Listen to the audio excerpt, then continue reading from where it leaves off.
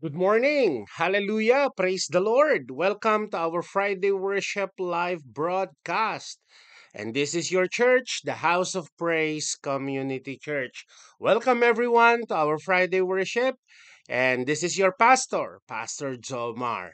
Let us now prepare our hearts and our mind as we come to the Lord to worship Him through listening to His words. We are discussing still on our series of lesson from the book of James. And the title of the entire the entire book is Faith That's Not Dead. Faith That's Not Dead. We discussed already chapter 1, and we are about to finish maybe next week. Okay, so let us continue to ponder on James chapter 1, verses 1 to 27, a living faith in trials and temptation. Okay, this is now our previous lessons. Okay, with the segment number 1, James chapter 1, verse 1 to 18, hard times and wisdom. Okay, number 1 to that, a greeting from James in James chapter 1, verse 1. Patience and endurance in trials in James chapter 1, verses 2 and 3. Number 3, how to receive the wisdom you need from God from verses 5 to 8. Encouragement for those affected by trials, verse 9 to to 11. And now we already started segment letter B, living for the Lord in times of temptation. Number 1 to that's verse 12, a blessing for those who endure temptation. Number 2, how temptation comes and works, verse 13 and 14. Number 3, God's goodness stands in contrast to temptations we face, verse 17 and 18. So let us now continue with this lesson and let us prepare our hearts and our mind as we come to the Lord to listen to the voiceover of this particular verses.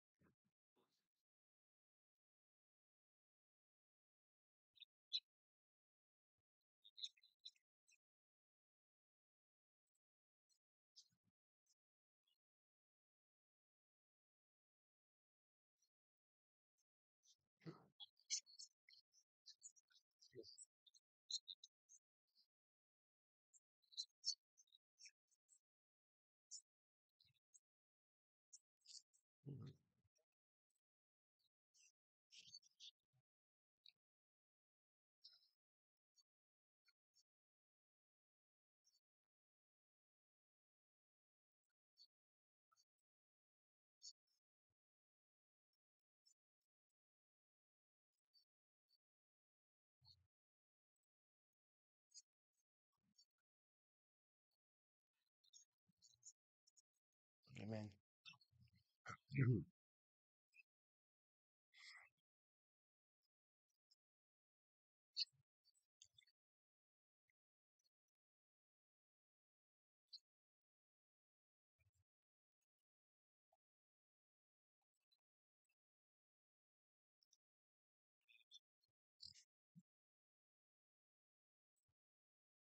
Mm.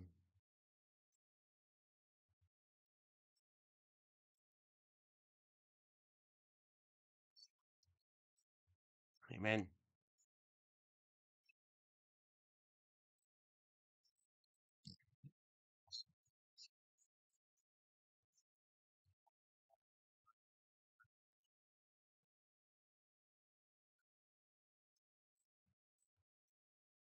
Amen. Let us continue to pour out, to listen to the Word of God. Let us pray. Lord God, thank you for this wonderful day that you have given unto us. Bless us, Lord, that we may pour our heart to you and allow us, Lord God, to be ready with our hearts to take courage to receive your words and food. And Lord, give us the mind ready to take actions from your words. Father, spill your heart again to us, Lord, and let the truth of your words be known among us.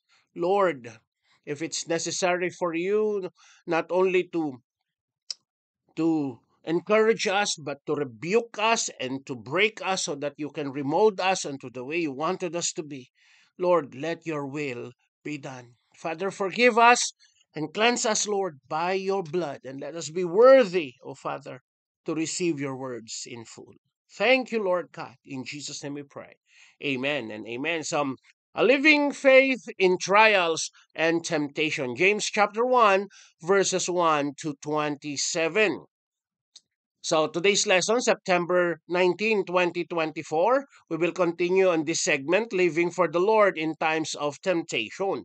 And we will be discussing point by point, verse 19 and 20, standing firm against unrighteous anger. Meaning to say, you don't have a reason, but you are just, being anger. Um, and But don't get us wrong that when we demonstrate anger, it's already negative and it's a sin. There is what we call the holy wrath or holy anger. Okay, so the segment of this is 19 and 20. Let us hear again to the voiceover.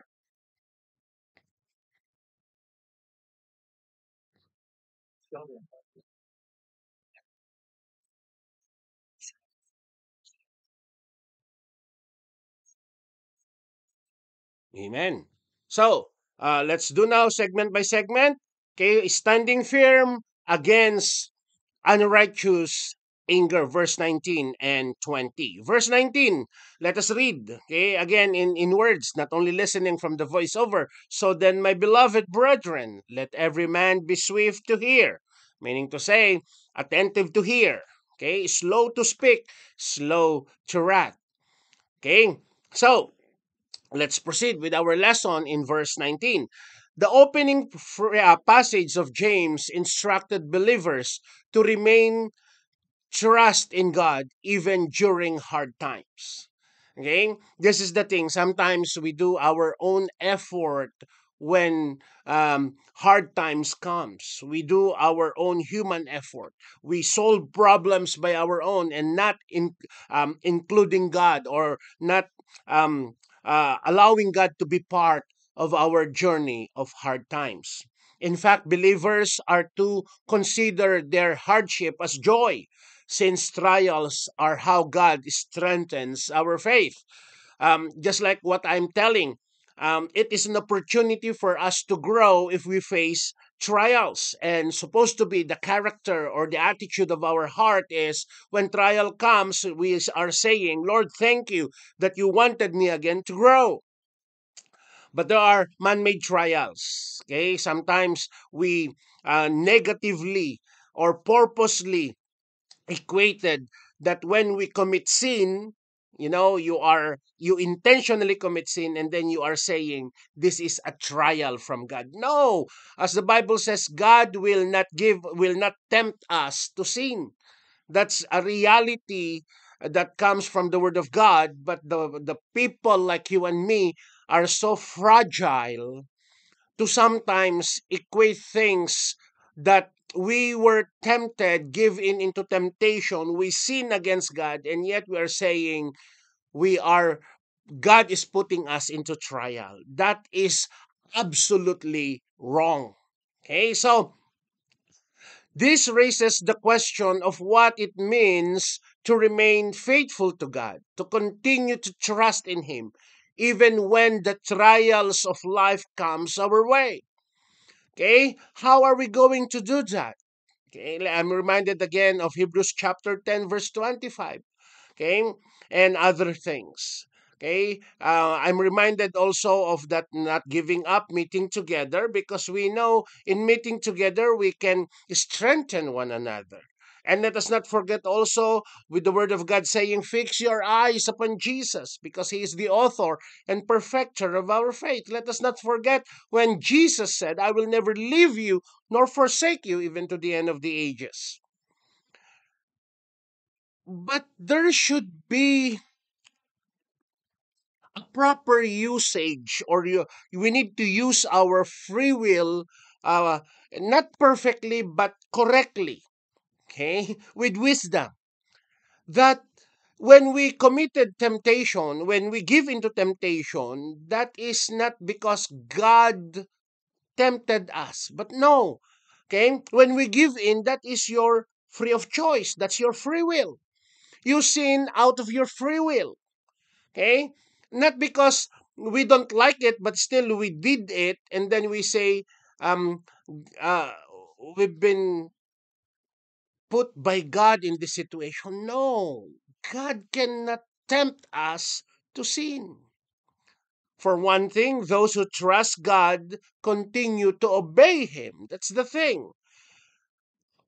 That's so difficult to do in our modern world because there are too many camouflage of Satan. Remember the marketing strategy that I shared? Okay, Satan has so many marketing strategy in our world. And the target of that marketing strategy is you and me, Christians like you and me. No other but you are the subject. You are the target. We are the target. But then again, those who trust in God continue to obey Him. Okay? One of the evidences that we are trusting in God is we read the Bible, we pray, and we give glory to our God. So starting in verse 19, James begins to describe what that obedience look like. What is that? Okay? Those who trust and obey God learn to adjust the speed of their listening and speaking. Okay? So when you trust, you obey God, there should be an adjustment of the speed and listening and speaking. Okay? We need to very quick in listening, but slow to speak. Okay? If God is truly in control, we can offer to take the time to understand. That's the thing. Listen quickly, slow to speak, and that you are giving a time for yourself to understand. Okay? Don't speak right away. We need to ask the question, how come he says that? Bakit niya sinabi yun? Okay? But the thing is, sometimes because of pride, we immediately respond without considering what James is telling us. Slow to speak, quick in listening, but slow to speak. Okay? Because we need to digest what we have heard. We need to ask question, how come he said that? How come that is the choice of word he have chosen or she has chosen? We need to prepare our hearts on what we have, and then by the wisdom that God will give us, we will speak slowly. Rather than shooting from hip, we can respond in a way that is helpful. Doubting that God is in control speeds up our mouth and slow down our mind. Okay? So when you doubt that God is control, the only thing alive to us is our mouth, our tongue. Bratatatatatatatatatatatatatatatat. Okay? So if you really put your trust in the Lord, as we say, you are quick to listen, but you are slow to speak. So, as believers, we shouldn't be obsessed with ensuring that we are heard and understood in order to get what we want. Remember that, as a Christian, just like you and me, we shouldn't be obsessed with ensuring that we are heard and understood in order to get what we want. That is not how it works. When we act accordingly to our immediate desires and our immediate reaction, we feel a lack of control. Okay, so even in the way we respond, it manifests the maturity of our faith. That's the thing. So, and when we feel like we're losing control, we will get angry. And sometimes that anger is unruly. Okay? Wala sa hulog. Unruly.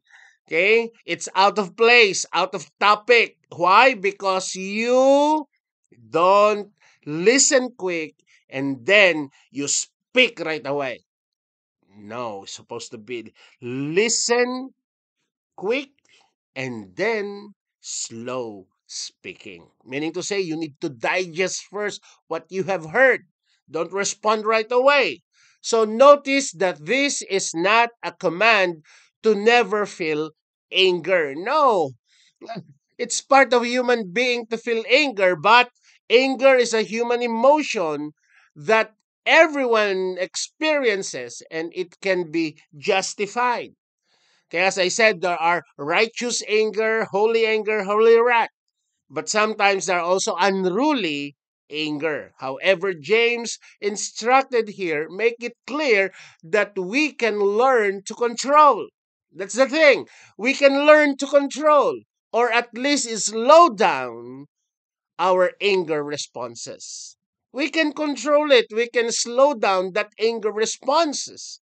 Okay? But it requires maturity of our trust and our obedience to our God. So, in fact, to refuse to let anger control us, it itself is itself an act of faith. So, if we don't allow anger to govern our hearts, to rule over us, to control us, then that is an act of faith. Praise the Lord if you are doing that. And hallelujah, continue doing that for the glory of our God. So it is a choice, meaning it's your free will to believe that the Father is in control, that He loves you, He loves me, and that He is good. When we think of the goodness of God, then anger will flee. Anger will run away, turn its back from us.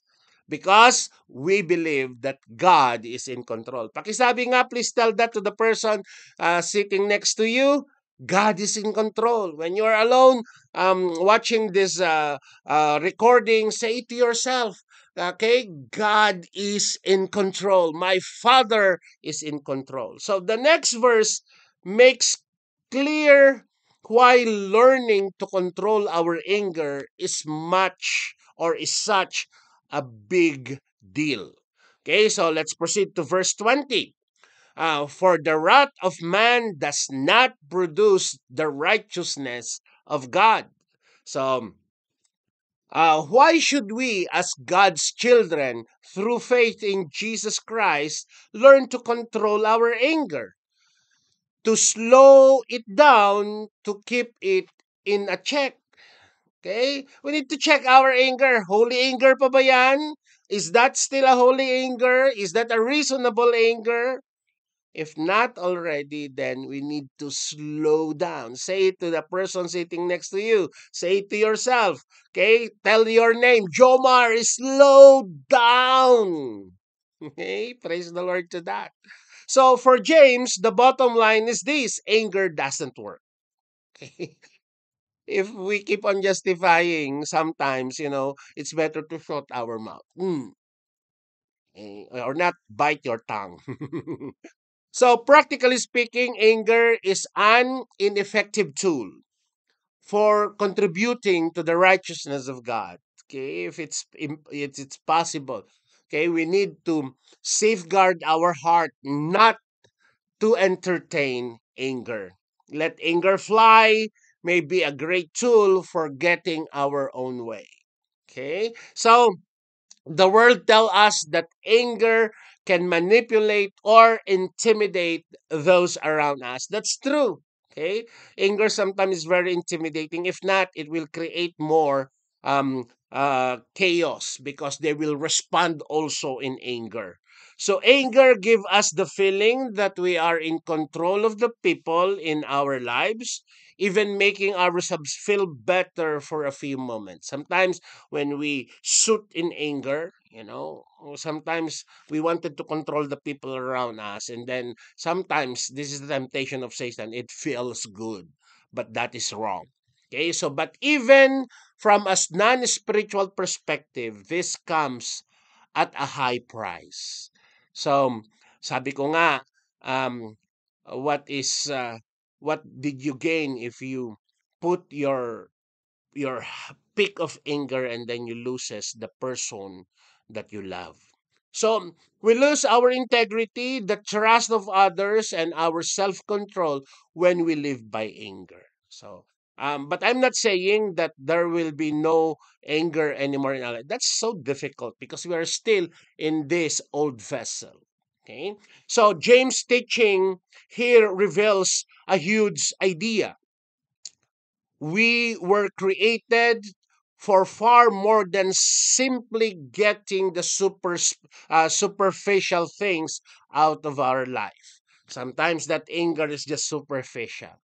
Okay, it's not really the will of God in our hearts or in our lives. So part of our purpose as believers is to be used by God to help contribute for His righteousness. And sometimes anger is not part. Okay, or let me put it this way: anger is not really part of God's righteousness. So to help accomplish His purpose in our world, then we need to demonstrate calmness. That's so difficult. Let's face it. It's difficult. Say to the person sitting next to you, okay? Embrace calmness. Hallelujah to that.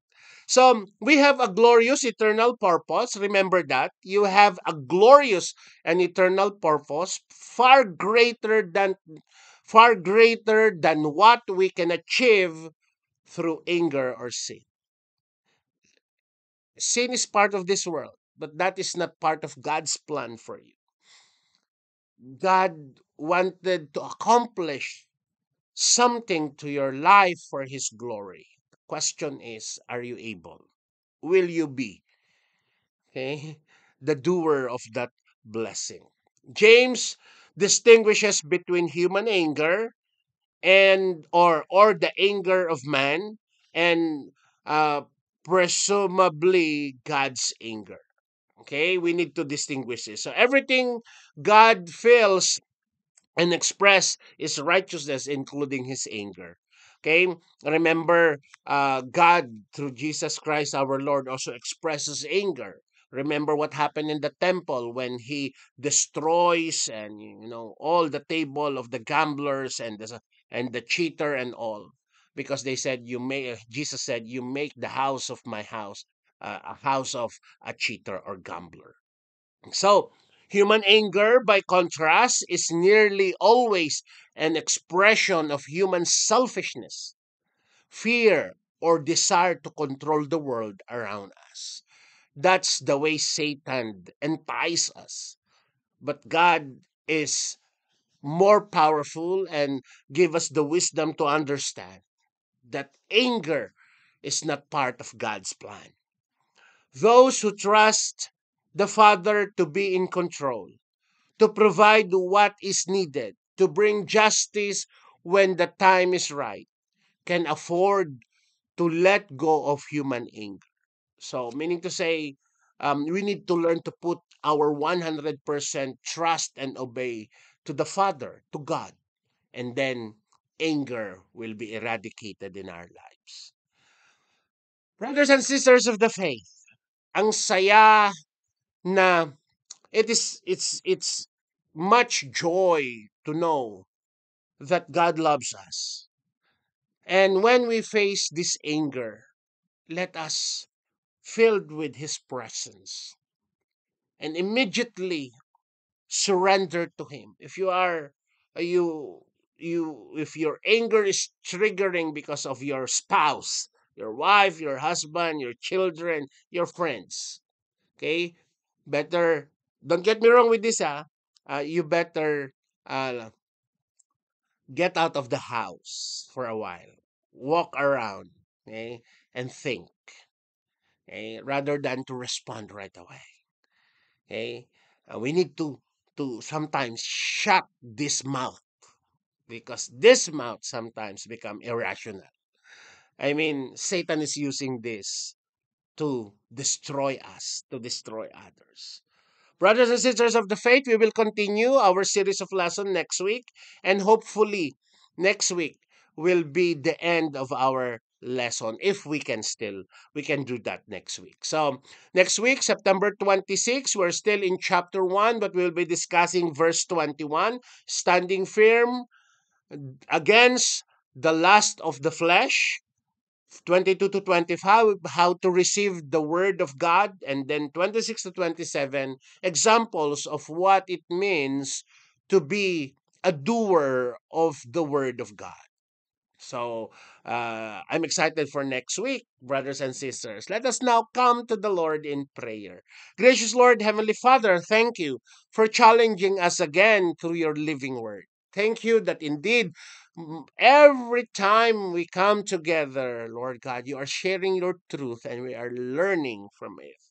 Father, bless us to be a doer of your words and bless us, Lord God, quick to listen, slow to speak, so that anger will not control us. Thank you, Lord. Thank you, Lord. Forgive us if many a times we entertain anger, Lord, as a defense mechanism to control people around us. Thank you for my brothers and sisters in the House of Praise Community Church. Let us continue, Lord God, to embrace your truth. In Jesus' name we pray. Amen and amen. Brothers and sisters of the faith, we'll see each other again next week. Let us now declare, to God be the glory. Amen and amen. Hallelujah.